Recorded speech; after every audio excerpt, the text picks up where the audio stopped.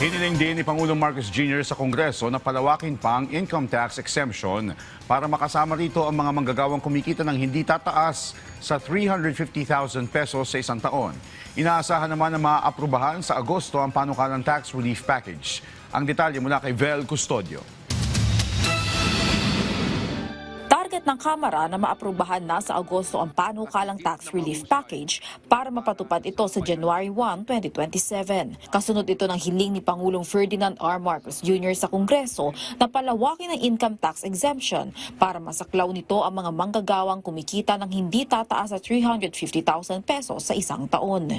So nagdidesisyon ng Pangulo dito na effectively parang binibigyan ang ordinaryong mga manggagawa at pati ang middle class employees ng isang wage increase. Lumalaki ang kanilang net take home pay pero hindi natin ito ipinapataw o inililipat ang burden sa mga employers.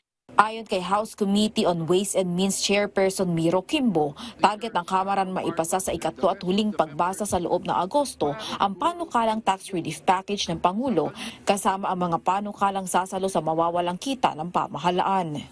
Tansya ho namin dito base sa informal discussions with si Speaker Bogie D at saka kay Majority Leader Sandro is ngayong Agosto tatapusin namin itong compensation as well as yung corresponding compensating taxes na ating gagamitin o i-impose or i-adjust para mabawi yung mawawalang pera because of the revenue loss na mangyayari dito.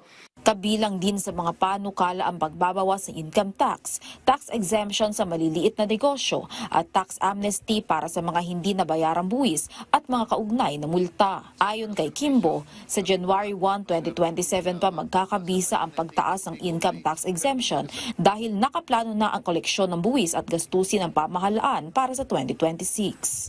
Effectivity nito is January 1. Tiyak ako it cannot be earlier because masyadong mahirap para i-unwind.